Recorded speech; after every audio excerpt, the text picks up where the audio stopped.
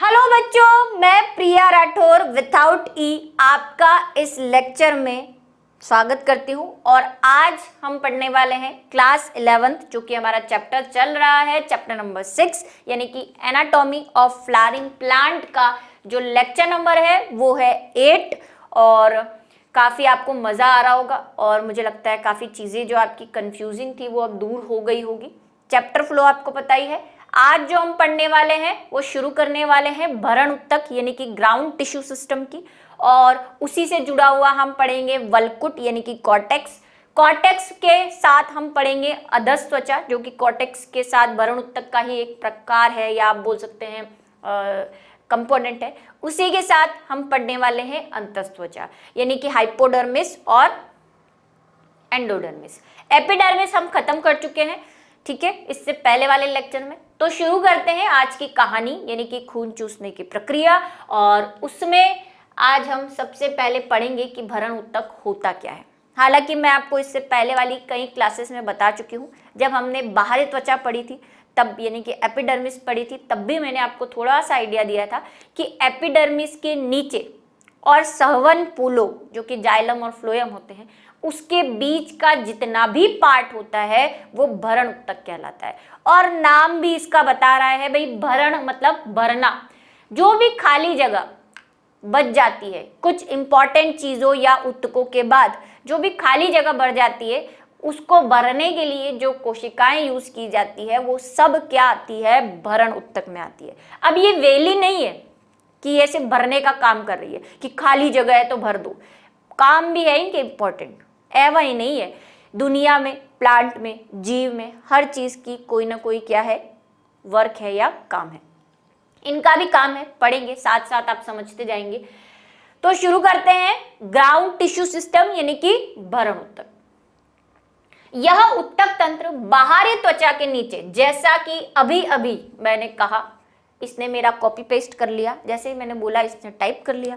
बाहरी त्वचा के नीचे प्रारंभ होता है तथा पित्त, पित्त मतलब मज्जा, जो भी पहले मैं कई बार बता चुकी हूं, तक फैला हुआ रहता है। ठीक है, इसको पहले हम इसकी कहानी सुन ले फिर हम हमारा काम करेंगे। ठीक है, अर्थात इस तंत्र में बाहरी त्वचा एवं सहवन पुलों को, जो कि अभी मैंने कहा, जैसा मैंने कहा मेरा ये कॉपी कर रहा है, रिपीट कर रहा है, बाहरी त्वचा एवं सहवन पुलों को छोड़कर सभी भाग सम्मिलित हैं। इतनी बात समझे। बाहरी त्वचा कल हमने डिस्कस की, ये लो जी बाहरी त्वचा बना दी।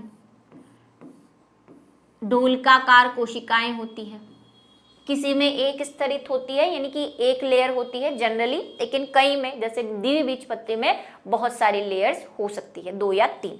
तो ये हो गई हमारी बाहरी त्वचा, जिसको हम बोल रहे हैं एपिडर्मिस। देखो इंग्लिश वाले वर्ड जो हैं, मैं जन्म जन्मांतर से आपसे ये निवेदन करती आ रही हूँ कि इन्हें करते चले, भले जितना हो सके, कोई ऐसा जोर नहीं है, प्रेशर नहीं है आप पे, लेकिन कर ले तो बहुत बढ़िया है। सुखी रहना है अगर जीवन में तो कर लीजिए। ठीक है, बाहरी त्वचा है, बाहरी त्वचा और नीचे क्या होता है, हमने पहले भी ये डायग्राम बनाया है कि हमारे पास जो है एक ऐसी बाउंड्री होती है, इस बाउंड्री की भी बात करेंगे हम। उसके अंदर हमारे होते हैं सहवन पुल। अब देखो सहवन पुल जो है ना, उनकी कहानी एक बीजपत्री और द्विबीजपत्री में अलग अलग होती है। ये मैं द्विबीजपत्री के सहवन पुल बना रही हूँ बस हमें समझने के लिए, क्योंकि इनको समझना थोड़ा सा अभी आपके लिए इजी हो जाएगा, क्योंकि हमने सहवन पुल पढ़े नहीं है ना। एक बीजपत्री वाले बनाऊंगी तो आप कंफ्यूज आ जाएंगे, ठीक है, इसलिए द्विबीजपत्री वाले बनाए कि ये मान लो ये सहवन पुल है। और इसमें भी मैं कई बार कहानी बता चुकी हूँ आपको कि बीच में एधा होती है और ऊपर की तरफ ये फ्लोएम होता है और नीचे की तरफ जाइलम होता है, और ये एक लेयर में ढके हुए रहते हैं। इस लेयर की भी बात करेंगे, हम आ रहे हैं उसी तरफ। तो ये जो लेयर है ये ढकी हुई रहती है। तो ये कह रहा है कि एपिडर्मिस यानी कि बाहरी त्वचा और सहवन पुल, ये सारे सहवन पुल है जो एक चीज बना रहे हैं। इसको वैसे हम इस पूरी चीज को बोलते हैं रंभ, स्टील। ये स्टेले नहीं है, इसको स्टील ही कहते हैं। ठीक है, ऐसे मत बोलना मैम आपने स्टील की स्पेलिंग गलत लिखी है, यही स्टील है, इसी को स्टील कहते हैं। ठीक है।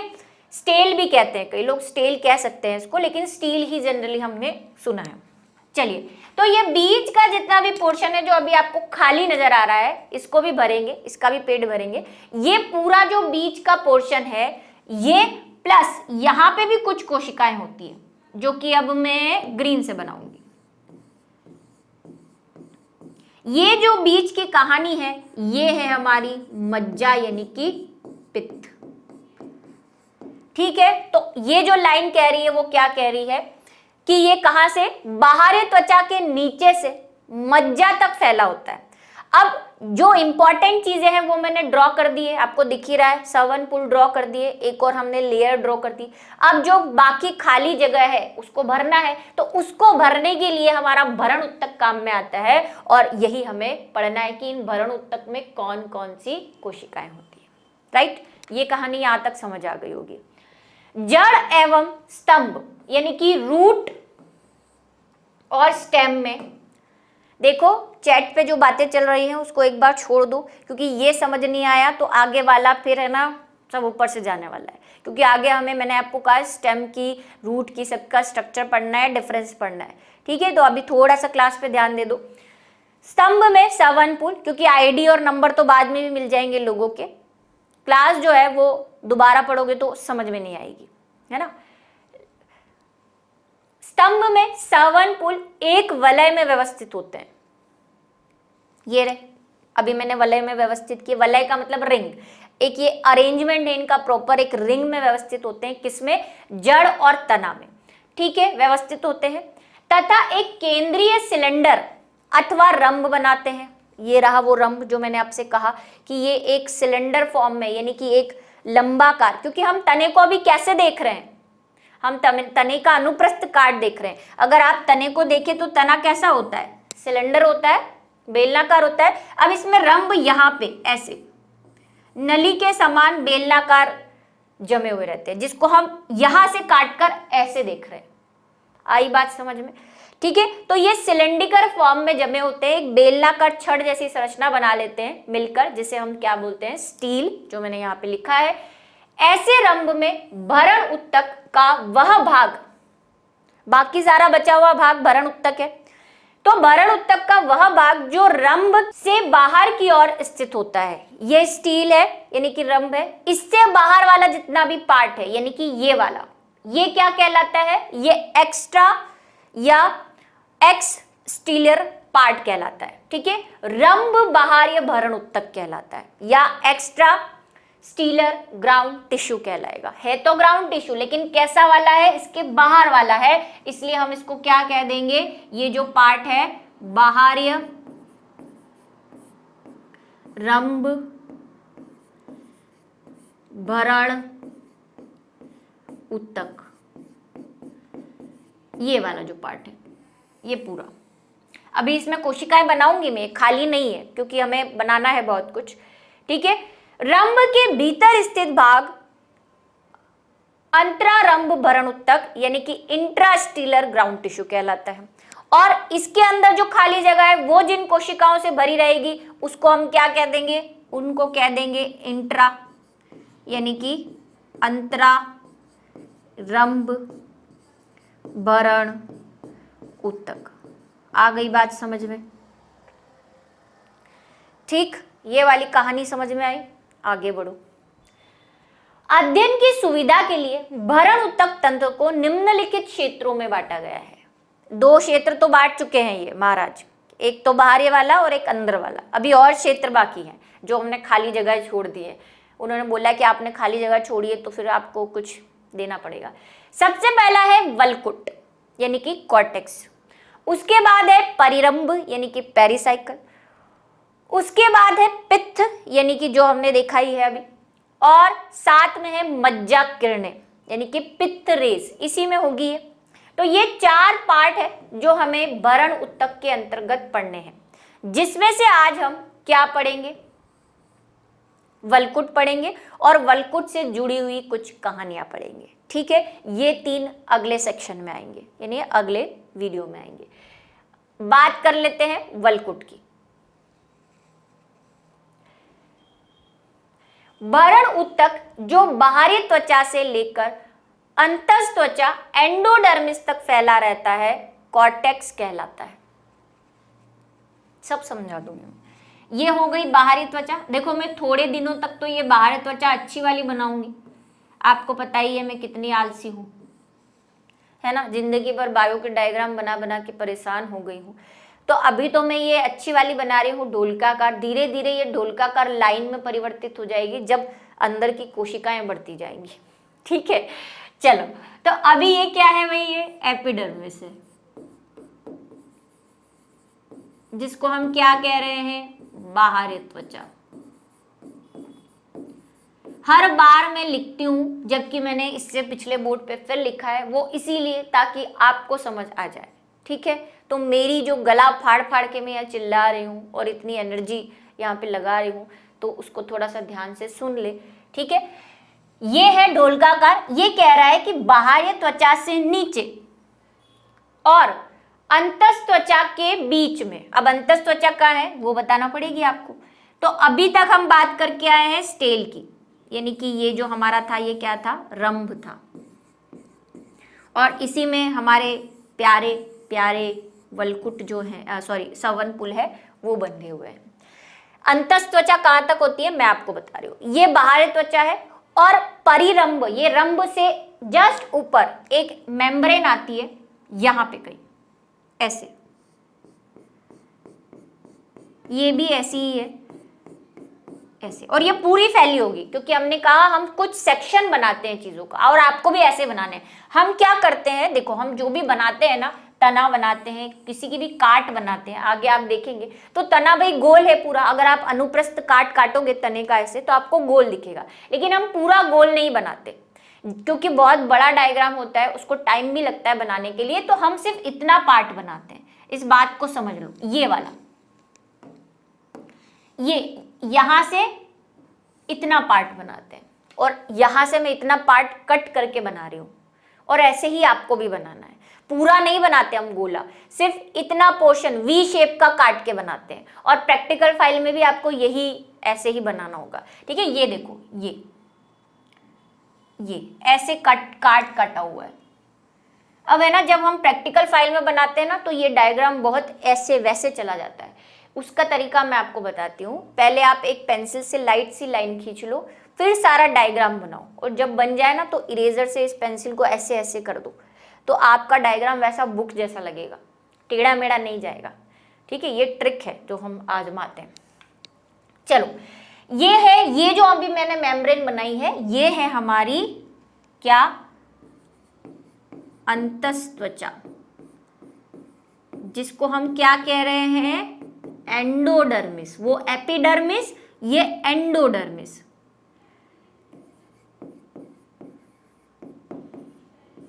येलो येलो डटी फेलो। ठीक, आगे आ जाओ। यानी कि ये कह रहा है कि ये इतना जो भी पोर्शन है, ये पूरा क्या है, ये पूरा वलकुट है,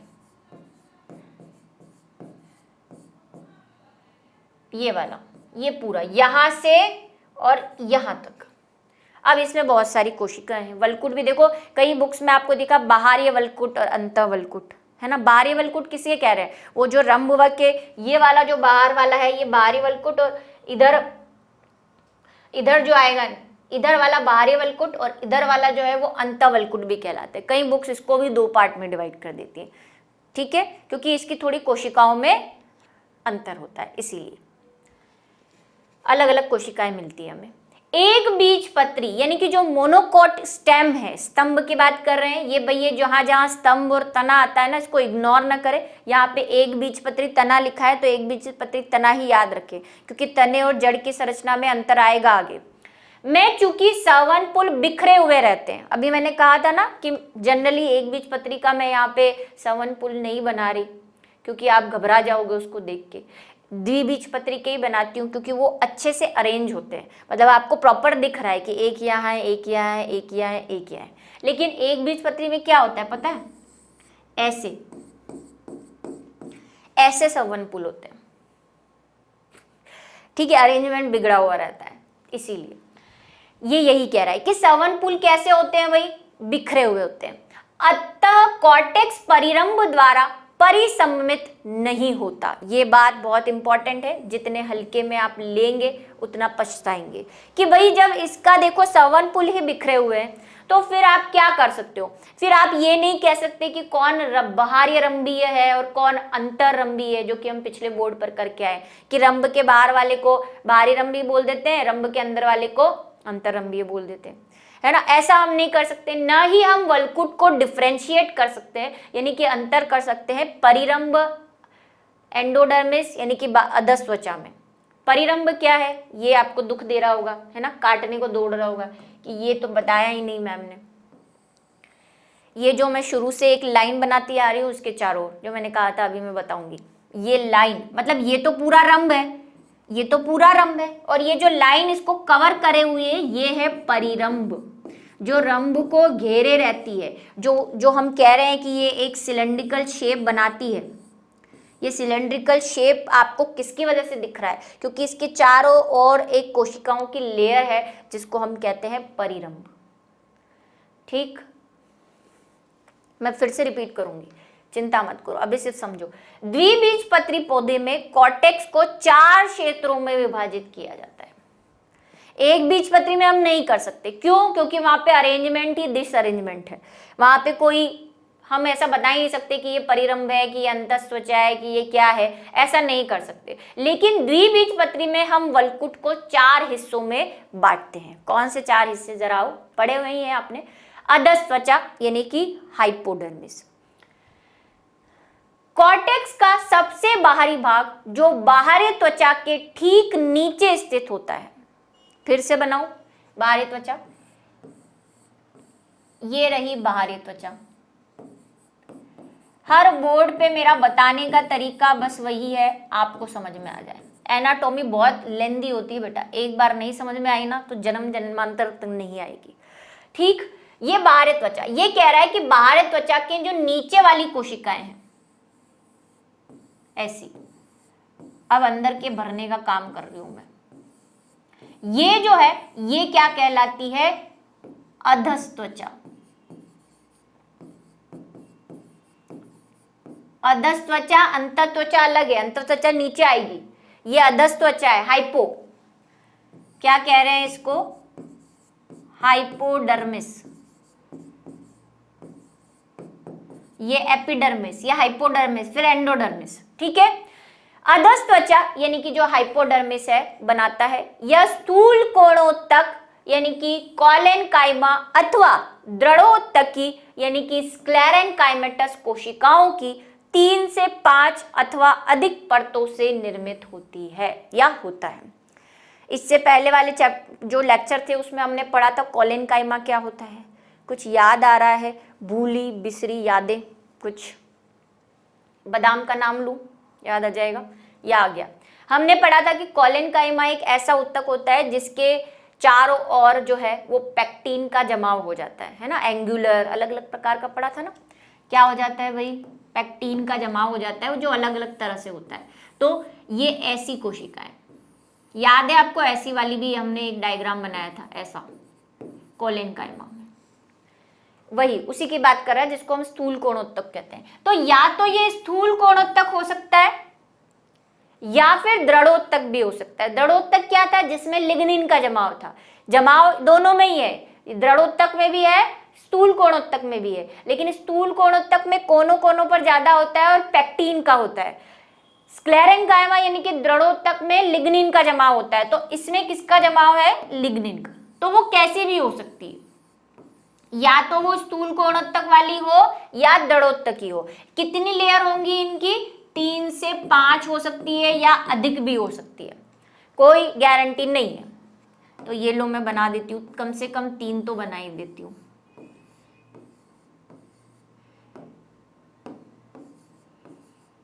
इसको क्या कह रहे हैं हम? इसी को हम कह रहे हैं हाइपोडर्मिस, राइट? आ जाओ। सामान्य कॉर्टेक्स, अब हाइपोडर्मिस के नीचे आ रहे हैं हम। अब जो कॉर्टेक्स आएगा वो कैसा होगा? सामान्य कॉर्टेक्स, नॉर्मल कॉर्टेक्स या जनरल कॉर्टेक्स। अधस्त्वचा, हाइपोडर्मिस व अंतस्त्वचा के बीच का क्षेत्र सामान्य कॉर्टेक्स बनाता है। यह मृदुतकीय यानी कि पैरेन्काइमेटस सेल से निर्मित बहुस्तरीय, इसके भी बहुत सारी लेयर है, इसमें कोशिकाओं के बीच सुविकसित अंतरा कोशिकीय मतलब दो कोशिकाओं के बीच में जो जगह होती है वो अवकाश पाए जाते हैं। ये कोशिकाएं जीवित हैं। ठीक, आगे की कहानी उसी पे कर ले या दूसरा बनाए, उसी पे करेंगे, फिर एक फाइनल डायग्राम बनाएंगे, है ना। मैं वो थोड़ी लाइन लगा दूं चीटिंग वाली,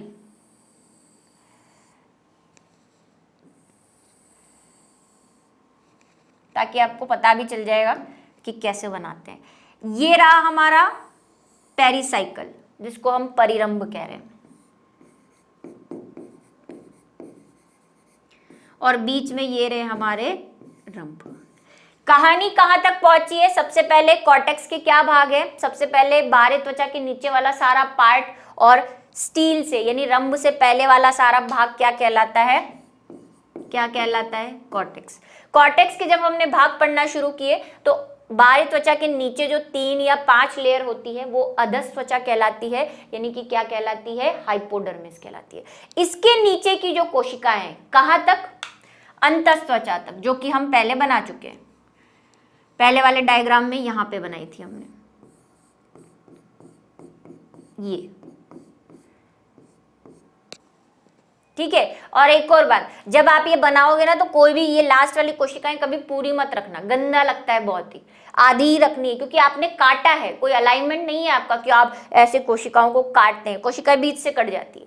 तो डायग्राम को थोड़ा ढंग का, और बुक में देखोगे आपको आइडिया हो जाएगा कैसे बना हुआ है।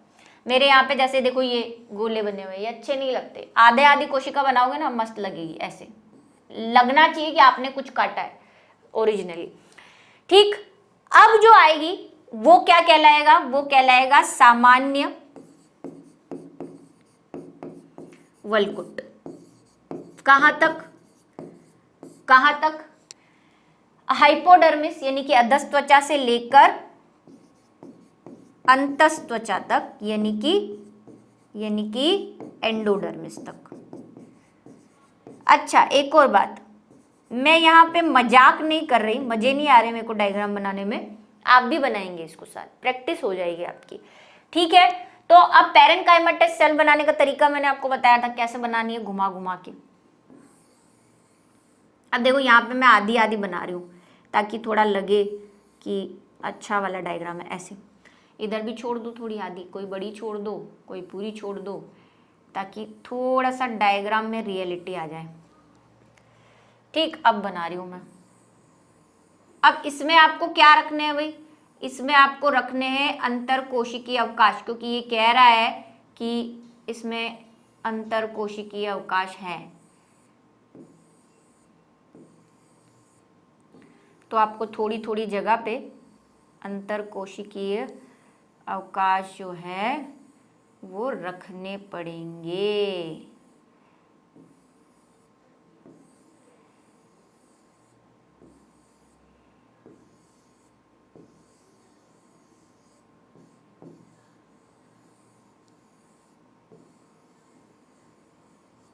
बन गया? लग रहा है कि नहीं मस्त? चीटिंग। अब मैंने ये कहा था नहीं हरी वाली लाइन हटा देना, आप पेंसिल से करोगे और हटाओगे ना तो ज्यादा मस्त लगेगा।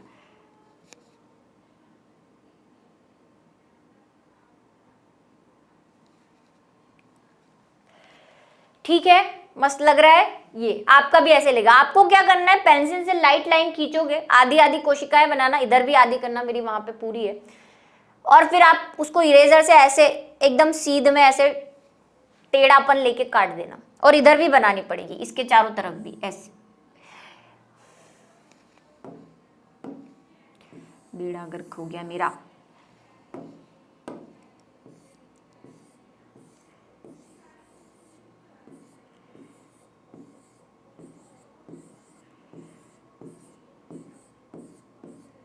ऐसे इसके चारों तरफ भी आपको बनानी पड़ेगी पूरा डायग्राम जब बनेगा। हालांकि मैंने लिखने के लिए काफी मतलब कर रखा है। चलो, तो ये हमारा क्या है, सामान्य वलकुट। कहां तक? हाइपोडर्मिस से लेकर अंतस त्वचा तक, यानी कि एंडोडर्मिस तक। ये कहानी हुई खत्म। आओ आगे। अब ये दोनों प्रकार की हो सकती है, कोलेनकाइमा और पैरेन्काइमा हो सकती है अधस त्वचा। इधर हम सामान्य वलकुट की बात कर चुके हैं और ये जीवित है, जिंदा हूं मैं, चिल्ला रही है ये। एंडोडर्मिस, क्योंकि अब एंडोडर्मिस की बात आने वाली है जो कि हम पहले बना चुके हैं। कॉर्टेक्स की सबसे भीतरी परत अंतस त्वचा यानी कि एंडोडर्मिस कहलाती है। इस प्रकार कॉर्टेक्स को रंभ से अलग करने वाली एकल स्तरीय परत है। क्या काम है इसका? ये स्टेल से यानी रंभ जो हमारे संवहन बंडल है उनसे कॉर्टेक्स को अलग करने का काम कर रही है, क्योंकि बीच में खड़ी है ना, बनाई हमने जो, देख लो फिर से एक बार, ये देखो यहाँ पे बनाई है ना, क्या कर रही है ये? कॉर्टेक्स को यानी नॉर्मल कॉर्टेक्स या पूरा ही कॉर्टेक्स बोल दो, कोई फर्क नहीं पड़ता, वहां से रंभ को अलग कर रही है। और बीच में अभी तो पेरिसाइकिल भी आएगी, एक और लेयर आने वाली है, वो भी अलग करने का काम ही करती है। ठीक, इसकी कुछ स्पेशलिटी है जो आपको पढ़नी है और ये उतनी ही इंपॉर्टेंट है। इस पे भी क्वेश्चन पूछा जाता है एग्जाम में भी, कंपटीशन लेवल पे भी, सभी तरह से। अंतस त्वचा यानी एंडोडर्मिस की कोशिकाएं ढोलकाकार यानी कि वैसी जैसी एपिडर्मिस की थी। इनकी अरीय एवं अनुप्रस्थ भित्तियों पर सुबेरीन अथवा लिग्निन की स्थूलन पट्टियां पाई जाती है, जिन्हें कैस्पेरियन पट्टियां या कैस्पेरियन बैंड्स कहते हैं। बहुत इंपॉर्टेंट सवाल है ये, ठीक है, पूछा जाता है कैस्पेरियन पट्टिका कहाँ पाई जाती है या कैस्पेरियन पट्टिका है क्या भला। तो क्या है, हमारी जो अधस त्वचा है, अंतस त्वचा सॉरी, जिसको हम क्या कह रहे हैं, एंडोडर्मिस,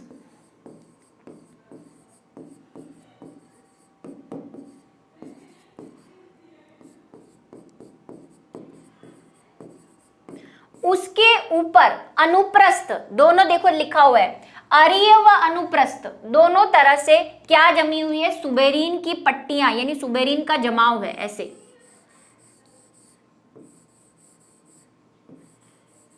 और ऐसे भी, यहां से देख लो, ऐसे ऊपर से आप देखोगे तो भाई हम तो 3D व्यू नहीं देख रहे ना, तो हमको ऐसा ही दिख रहा है ये। वैसे ये कहाँ है, एक ऐसे और एक इनके ऊपर ऐसे,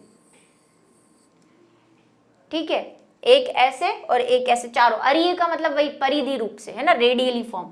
तो ऐसे सुबेरीन का जमाव होता है और इन्हें क्या कहते हैं हम, कैस्पेरियन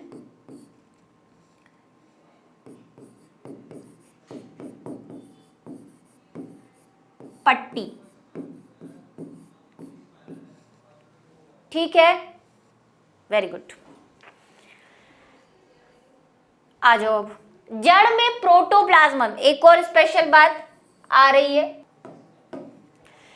जड़ में किसकी बात कर रहा है, सिर्फ जड़ में ही मैं कह रही हूं, जहां जहां पे ये जड़ तना आ रहा है स्पेशल आपको याद रखना है। जड़ में प्रोटोजाइलम समूह के सम्मुख स्थित अंतस त्वचा यानी कि एंडोडर्मिस की कोशिकाओं में कैस्पेरिन पट्टिका या पट्टियां नहीं पाई जाती, ठीक है, अपवाद, एक्सेप्शंस।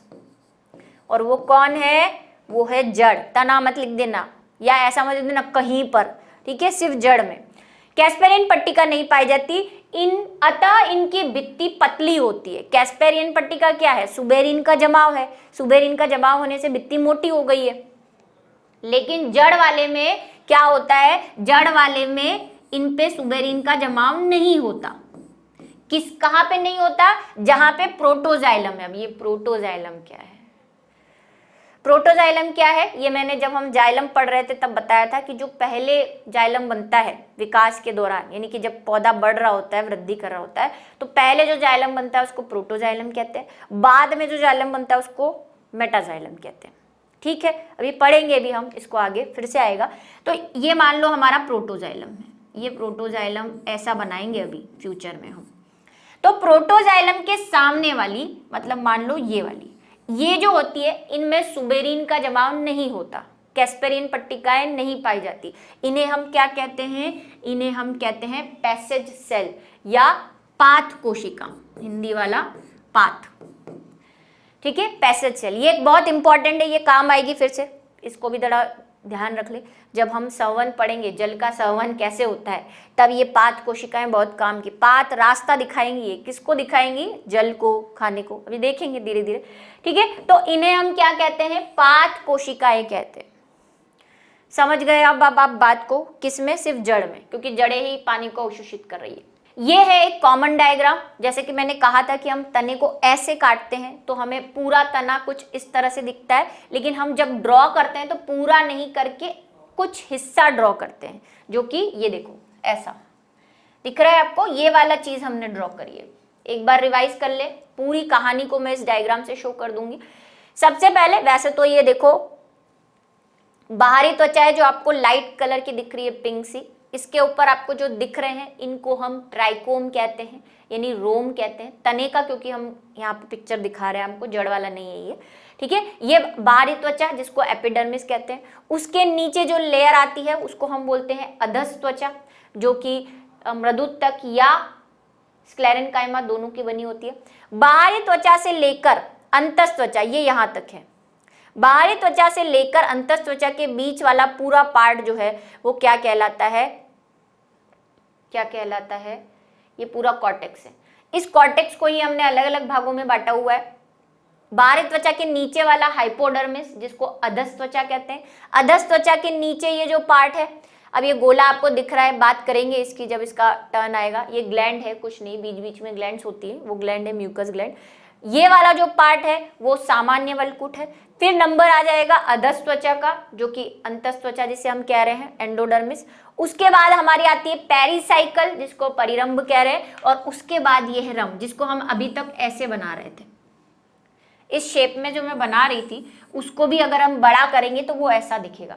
और ये देखो, ये है प्रोटोजाइलम नीचे वाला, ये है मेटाजाइलम। अब आप बोल रहे होंगे अभी तो आपने प्रोटोजाइलम ऊपर बनाया था। सब पता चलेगा धीरे धीरे। किसी किसी में प्रोटोजाइलम नीचे होता है, किसी किसी में प्रोटोजाइलम ऊपर होता है। कहाँ होता है पढ़ेंगे।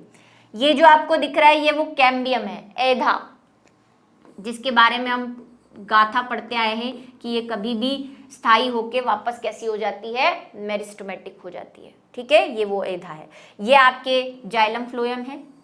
ये वाला जो है ये है फ्लोएम, ये जाइलम है, ये फ्लोएम है।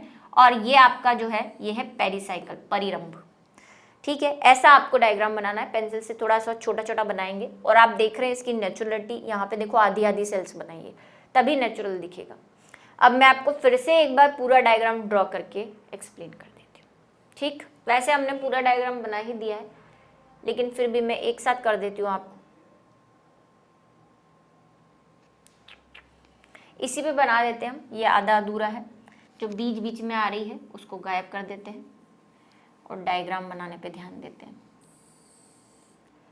चलिए, सबसे पहले बाहरी त्वचा बनानी है। बाहरी त्वचा के नीचे वाला जो हिस्सा होता है, जो 3 से 5 परत का होता है, वो क्या कहलाता है, हाइपोडर्मिस कहलाता है। तो मैं हाइपोडर्मिस की सेल बनाने वाली हूँ और मैं ये ग्रीन बनाने वाली हूँ। अब वो स्क्लेरेन्काइमेटस या पेरेन्काइमेटस कैसी भी हो सकती है, ये हम पहले ही बोल चुके हैं। तो मैं यहाँ पे थोड़ा लिग्निन का जमाव कर देती हूँ इनमें।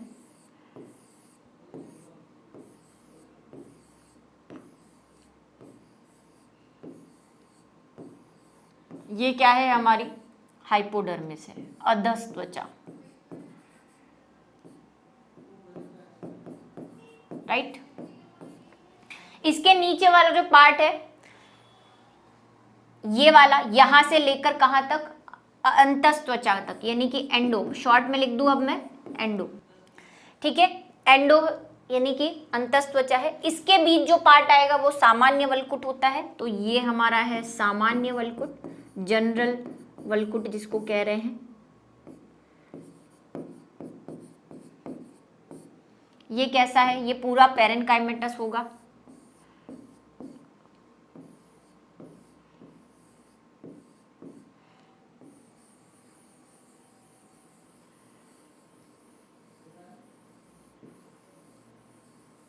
बीच में आपको इसमें जगह छोड़नी है कुछ, क्योंकि हमें बोला गया है कि ये कैसी होती है, ये रिक्त स्थानों को लिए हुए होती है। ये हो गया हमारा सामान्य वल्कुट। फिर ये जो येलो येलो आपको दिख रही है, ये इसकी अंतस त्वचा है, जिसको हम लिख चुके हैं वैसे तो, अंतस त्वचा, एंडोडर्मिस। उसके बाद जो अंदर एक और आती है उसे हम कहते हैं पेरिसाइकल, जो मैं कुछ ऑरेंजिश बना देती हूँ इस तरह से, जो इसको घेरे भी रहती है। ये जो हम सफ़ेद बना रहे हैं अभी, उसको मैंने कैसा कर दिया है, ऑरेंज। ये है परिरंभ। सब एक बार ध्यान रख लो, ये नाम बार बार आएंगे, कौन सी चीज कहाँ पे है, ठीक है। अंतस्त्वचा के नीचे परिरंभ होता है, परिरंभ के नीचे वो जो पूरा गोला है उसको रंभ कह देते हैं। रंभ के अंदर संवहन पुल होते हैं। ये क्या है, ये हमारे संवहन पुल है, और बहुत सारे होते हैं, आप देख ही रहे हैं। संवहन पुल के अंदर बाहर की तरफ जनरली फ्लोएम होता है, जिसको अभी हमने थोड़ा और बड़ा करके देखा था, बाहर फ्लोएम दिख रहा था, अंदर जाइलम, और बीच में होती है ये मज्जा, ठीक है। इसी को अगर हम बड़ा करके देखते हैं, जो कि उस डायग्राम में आपको दिख भी रहा था, तो हमें ऐसे जाइलम की लंबी लंबी लाइनें दिखती हैं। यहाँ पे बीच में एधा होती है, सीक्वेंस देख लो, और एधा के बाहर होता है फ्लोएम। यहाँ पे फ्लोएम की कोशिकाएं होंगी।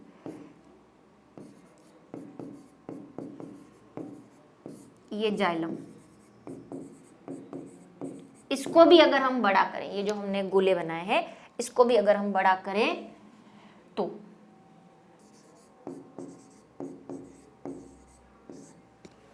ठीक है। तो मैंने रिवाइज भी कर दिया है, मुझे लगता नहीं कि अब कोई दिक्कत होगी।